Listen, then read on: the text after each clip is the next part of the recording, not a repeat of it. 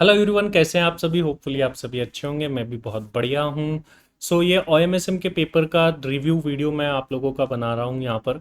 अभी मैंने पेपर देखा और पेपर जैसा कि हमेशा आता है काफ़ी आसान, उसी तरीके का ये पेपर रहा। चाहे ओल्ड सिलेबस की बात करें या न्यू की, और कंपेरेटिवली ओल्ड का पेपर थोड़ा और भी ज़्यादा आसान रहा। वहीं मैं ऑपरेशन मैनेजमेंट की बात करूँ तो दोनों में प्रैक्टिकल काफ़ी आसान थे, एज इट इज़ बुक से स्टडी मैट से थे।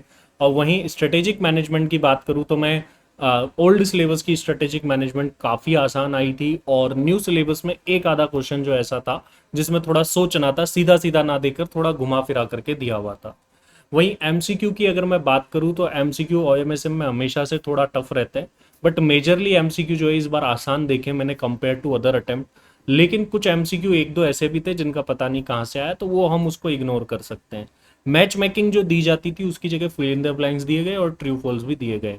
देखते हैं पेपर में कहाँ से कैसे क्या क्या था, और आप लोगों का पेपर कैसा हुआ जरूर से मुझे बताइएगा। ओएमएसएम में कितने मार्क्स स्कोर करने की उम्मीद आप लोग रख रहे हैं ये भी जरूर से कमेंट बॉक्स में लिख करके मुझे बता दीजिएगा। तो ये कुछ एमसीक्यू है, इसमें थोड़ा प्रैक्टिकल का मिक्सचर भी डाला शुरुआत में, तो इसलिए वो आसान हो गए एमसीक्यू। बाद में एक दो एमसीक्यू ऐसे भी थे जिसके बारे में हमको थोड़ा सा सोचना था। बाकी तो ऐसा एज सच कोई भी मुझे ज़्यादा टफ एमसीक्यू नहीं लगा। तो इसके बाद में अगर मैं बात करूं, मेन इन बड़े क्वेश्चंस की बात करते हैं। तो सबसे पहला क्वेश्चन है various major decision area under production and operation man. ये चैप्टर नंबर 1 का थियोरटिकल टॉपिक जो है वहां से आया है। अगर हम चैप्टर नंबर 1 पर जाए, देखिए ये चैप्टर नंबर 1 के अंदर जो ये वाला टॉपिक था उसके अंदर देखिए ये रहे मेजर डिसीजन एरियाज। तो ये डिसीजन एरियाज इनके बारे में थोड़ा सा इलेबोरेट करके 10 पूछे गए थे। जब मैं थ्योरी पढ़ाता था, एक थ्योरी की मैराथन भी डली हुई है, आपने देखा होगा उसके अंदर। तो मैंने बताया है कि आपको कोई 8 6 10 ऐसे ही पूछेगा, सारे पूछने की ऐसी उम्मीद नहीं लग रही है। तो वही यहाँ पर देखा गया, तो सारे के सारे तो नहीं पूछे, एनी 10 जो है यहाँ से पूछे गए। उसके बाद में मैं बात करूँ, जो अगला क्वेश्चन है वो है डिमांड फॉरकास्टिंग का। ये ओल्ड सिलेबस में भी आया, न्यू में भी आया। अगर मैं ओल्ड सिलेबस के अंदर जाऊंगा तो वहां पर भी देखो ओल्ड सिलेबस में मैच मेकिंग दिए, लेकिन न्यू सिलेबस के अंदर नहीं दिए। ये डिमांड फॉरकास्टिंग का क्वेश्चन है। और वहीं यहाँ पर देखोगे तो यहाँ पर भी डिमांड फॉरकास्टिंग का क्वेश्चन है। बुक के अंदर अगर जाके देखे तो आपको पता होगा एज इट इज क्वेश्चन है ही। जैसे हम गए यहाँ पर फर्स्ट क्वेश्चन जो डिमांड फॉरकास्टिंग का, आई थिंक हम क्लास में पेपर भी यही पढ़ते हैं, सबसे पहले चैप्टर भी यही पढ़ते हैं। तो ये वाला देखो, ये क्वेश्चन और ये क्वेश्चन 14 16, बस 2 2 साल का गैप है, उससे हमको कोई फर्क एज सच नहीं पड़ता। आई थिंक इसका 20.4 20.6 ऐसे कुछ आंसर आ रहे थे, मैंने क्लास में भी कराया ये क्वेश्चन आज। तो इसलिए मुझे थोड़े से आंसर याद है, 20 21 पॉइंट कुछ ऐसा आ रहा था। तो वो ऐसे कुछ आंसर इसके आ रहे थे। तो आसानी से ये 6 मार्क्स स्कोर किए जा सकते थे। उसके बाद में मैं बात करूँ डिज़ाइन थिंकिंग का टॉपिक। डिज़ाइन थिंकिंग का टॉपिक स्टडी मैट में पेज नंबर 113 पर आप देख सकते हैं। तो जब हम पेज नंबर 113 पर आएंगे, इधर आना है हमको, पेज नंबर 113, तो यहाँ पर एक डिज़ाइन थिंकिंग का ये टॉपिक दे रखा है। यहाँ से 5 स्टेजेस डिज़ाइन थिंकिंग की पूछी गई है। एज यू नो के ऑपरेशन मैनेजमेंट का जो थियोरटिकल पार्ट है वो हमेशा से ही थोड़ा बोरिंग और टेक्निकल रहता है, तो ये एक टेक्निकल टॉपिक है। और एक आधा क्वेश्चन हमको ऐसा मिलता है, लेकिन फिर भी हम 60 और 70 अबाउ इजीली जा सकते हैं। तो मैं ये थोड़ा मानता हूँ कि ऐसा क्वेश्चन था, जनरली स्टूडेंट्स इस पे ज़्यादा ध्यान नहीं देते। उसके बाद में जो क्वेश्चन है वो बहुत ही आसान क्वेश्चन है, मतलब ईजीएस्ट टॉपिक में से एक है। 8 मार्क्स का क्वेश्चन रहा ये, और बहुत ही आसान टॉपिक। आप देख सकते हो अर्ली ड्यू डेट रूल और लीस्ट स्लैक के अकॉर्डिंग इसके अंदर कैलकुलेशन करनी थी। अगर हम स्टडी मैट में जाए तो पेज नंबर 259 पर हमको इसका क्वेश्चन मिल जाएगा। तो ये देखिए, ये जो क्वेश्चन था इसमें सारे मेथड पूछे गए, क्लास में करते हैं हम, शुरुआती चैप्टर्स में ही कर लेते हैं। काफ़ी आसान रहता है, ये सारे मेथड के साथ हमने किया हुआ क्वेश्चन है। अगला क्वेश्चन भी इसी टाइप का है, तो ये इससे आसान तो स्टूडेंट्स को टॉपिक ही नहीं लगता कोई। तो होप सो कि आपके ये 8 मार्क्स पूरे पूरे आ रहे होंगे, जरूर से मुझे बताना, क्योंकि ये बहुत ही आसान क्वेश्चन है। ईडीडी लीस्ट स्लैक पूछा है, एलपीटी पूछा है, और क्रिटिकल रूल के अकॉर्डिंग पूछा है। उसके बाद में आ जाते हैं हम लीनियर प्रोग्रामिंग। देखिए लीनियर प्रोग्रामिंग वैसे तो बहुत बड़ा टॉपिक होता है, और इसके अंदर अब सिंप्लेक्स मेथड भी जुड़ गया, तो क्लास में मैंने आप लोगों को वो भी पढ़ाया था, बट एग्जाम में क्वेश्चन क्या बहुत ही आसान।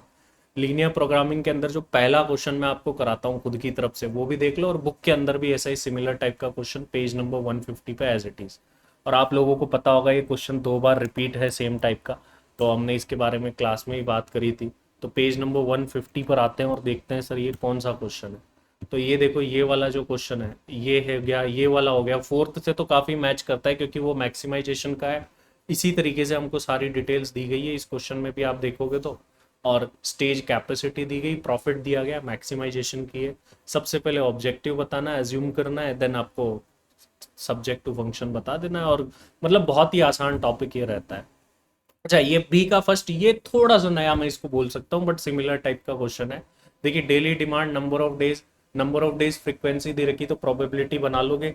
क्योंकि सिमुलेशन में जो फर्स्ट क्वेश्चन है वो भी सेम टू सेम ऐसा ही है, और मैंने बताया था आपको क्लास में भी कि इजीएस्ट क्वेश्चन आते हैं। अब इनसे आपको आने वाले 5 डेज की डिमांड निकाल लेनी है। उसके बाद number of cars rented per day for the 5 days, उसका एवरेज कर देना है। और क्या करोगे आप?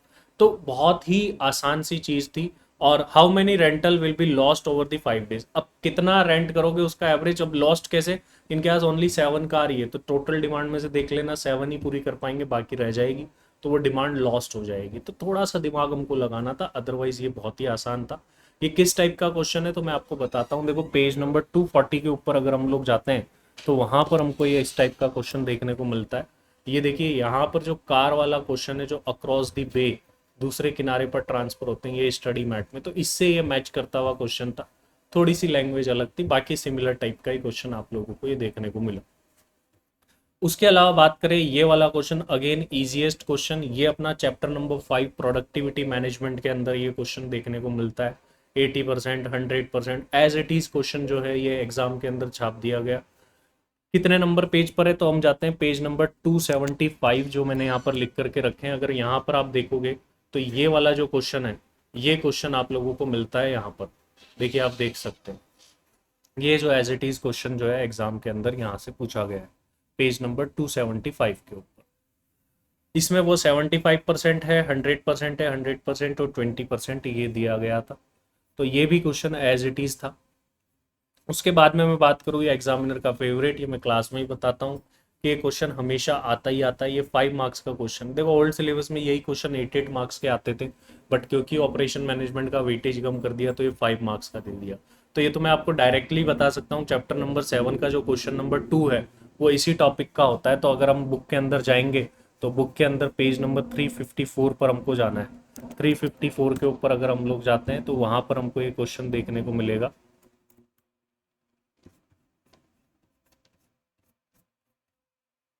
चलिए थोड़ा सा आगे बढ़ लेते हैं, page number, economics of maintenance वाले चैप्टर का ये क्वेश्चन है,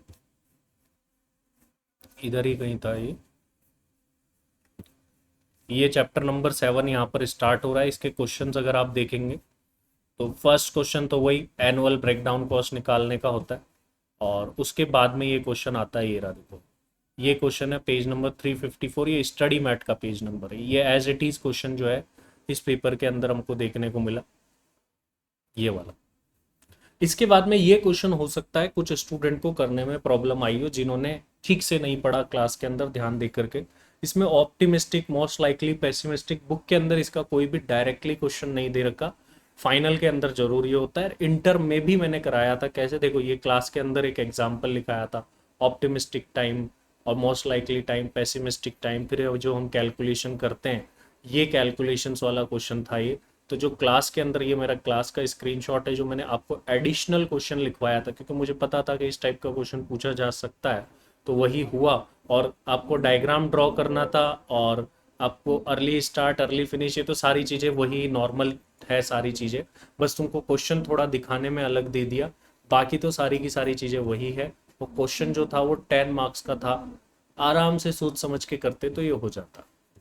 उसके बाद में स्ट्रेटेजिक मैनेजमेंट की अगर हम बात करें तो एमसीक्यू इजी है, ट्रू फॉल्स भी इजी है। इसके बाद में लेकिन यहाँ पर एक न्यू चीज चालू करी गई है, ये वाली फिल इन द ब्लैंक्स, और ये मानता हूँ कि टफ होंगे स्टूडेंट के लिए फिल इन द ब्लैंक्स को फिल करना, ऑपरेशन मैनेजमेंट में स्पेशली।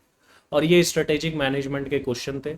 अगर मैं स्ट्रेटेजिक मैनेजमेंट देखूं तो 80% जो है वो इजी क्वेश्चन है, बट 20% जो है वो थोड़े से टिपिकल और अलग टाइप से दिए गए क्वेश्चन है, तो उन पर थोड़ा दिमाग लगाना था। जैसे ये तो बिल्कुल आसान है, बिजनेस प्रोसेस री इंजीनियरिंग वाला, स्ट्रेटेजी वाला बिल्कुल इजी है। ये लेवल ऑफ स्ट्रेटेजीज बतानी है कि भाई बिजनेस लेवल और नॉर्मल हायर लेवल की जो होती है, टॉप लेवल की स्ट्रेटेजी, बॉटम लेवल की स्ट्रेटेजी जो होती है, वो यहाँ पर आप लोगों को बतानी थी। तो ऑब्वियसली कि एज इट इज थ्योरी में पूरे मार्क्स नहीं मिलते हैं, बट आप इसको बताएंगे तो आराम से आपको कुछ ना कुछ मार्क्स मिल जाएंगे। जैसे ये क्वेश्चन है, ये थोड़ा सा अलग है, बुक में इन डेप्थ जिसने पढ़ा होगा उसी को ये क्वेश्चन मिलेगा। तो ये थोड़ी सी चीज़ें हैं जो कि स्ट्रेटेजिक मैनेजमेंट में अलग से दी गई है न्यू सिलेबस में।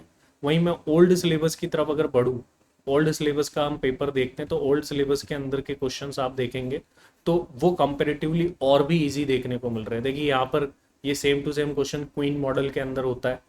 फर्स्ट सेकंड क्वेश्चन अगर आपने उस चैप्टर का कर लिया तो आपको एज इट इज ये क्वेश्चन मिल जाएगा। ये चैप्टर नंबर 5 के अंदर होता है। चैप्टर नंबर 5 जो आपका प्रोडक्टिविटी मैनेजमेंट होता है, एज इट इज क्वेश्चन वहां पर आपको percentage, absenteeism, labour utilisation same to same question है। आई थिंक थर्ड या फोर्थ नंबर का टेस्ट सीरीज में भी दिए थे, इसमें से काफ़ी एज इट इज क्वेश्चन। चाहे मैं न्यू सिलेबस के पेपर की बात करूँ तो इसके जो प्रैक्टिकल क्वेश्चन थे मोस्टली टेस्ट सीरीज अगर आप लोगों ने दी होगी तो उसके अंदर इसके क्वेश्चंस थे काफ़ी सारे। इसके बाद में जो अगला क्वेश्चन है, देखिए इसमें जो पार्ट सीपीएम का क्वेश्चन है कंपैरेटिवली इजी दिया। ड्यूरेशन, प्रीसीडिंग एक्टिविटी, वही डायग्राम बनाना था आपको, ज़्यादा कुछ करना नहीं था। ठीक है, क्रिटिकल पाथ वगैरह निकाल लेने थे आपको। उसके बाद में ये ट्रांसपोर्टेशन का क्वेश्चन है। ट्रांसपोर्टेशन वोगल अप्रोक्सीमेशन मेथड के थ्रू सॉल्व करना था और only basic feasible solution solve करना था, ज़्यादा कुछ भी सॉल्व करने को नहीं मांगा था इन्होंने। और ये क्वेश्चन अगर आप देखेंगे तो ये क्वेश्चन है आपका चैप्टर नंबर 7 का question number 8 I think, replacement of machine वाला जो था वो वाला क्वेश्चन यहाँ पर मुझे आप देखने को मिल रहा है। तो ये वो सेम टू सेम क्वेश्चन थे। स्ट्रेटेजिक मैनेजमेंट के ये एमसीक्यू है, इस पर मैं बात नहीं कर रहा। देखो डिटेल क्वेश्चन देखोगे ना तो डिटेल वाले काफ़ी आसान से क्वेश्चंस थे। पोर्टफोलियो स्ट्रेटेजी हो गई, एसबीयू हो गए, और थोड़े से घुमा फिरा करके क्वेश्चन दिए। फिर ये जो शॉर्ट नोट वाले थे, ये वाले questions as it is question जो थे वो आपकी बुक से और नोट से जो भी है देखने को मिले। नोट्स और बुक्स अपनी सेम ही है, ठीक है। ऐसा ऑपरेशन मैनेजमेंट में एक्स्ट्रा कंटेंट तो कुछ होता नहीं, इसलिए आपको सिमिलर देखने को मिलेंगे। तो ओवरऑल मैं अगर ऑपरेशन मैनेजमेंट के पेपर को बोलूँ तो scoring 60 above is easy in this paper. Scoring 80 above थोड़ा सा चैलेंजिंग होगा ड्यू टू थियोरटिकल टॉपिक। अगर आप प्रैक्टिकल टॉपिक अच्छे से करके गए हैं, जो मैं हमेशा से कहता हूँ कि इसका प्रैक्टिकली आप सबसे अच्छा कर सकते हो, क्योंकि 40 मार्क्स तो इजीली आप प्रैक्टिकल में ले जाओगे और एमसीक्यू करके अदर क्वेश्चन करके भी एटलीस्ट 20 to 30 मार्क्स तो ऐसे ही आ जाते हैं। और प्रैक्टिकल में मुझे लगता है कि इसमें आपके 1-2 नंबर से ज़्यादा नहीं कटते हैं, तो इसलिए प्रैक्टिकल पर फोकस करना हमेशा से एक अच्छी स्ट्रेटेजी रहती है। तो मैं यही कहूँगा कि प्रैक्टिकल पर फोकस करिए। ऑपरेशन मैनेजमेंट की अगर आपको क्लासेस चाहिए या किसी भी सब्जेक्ट की चाहिए तो आप हमारी टीम को कॉल कर सकते हैं, डिस्क्रिप्शन में सारी डिटेल है। तो ये था एक रिव्यू वीडियो। आपका पेपर कैसा हुआ ज़रूर से मुझे बताइएगा। अभी के लिए इस वीडियो में इतना ही। Thank you very much.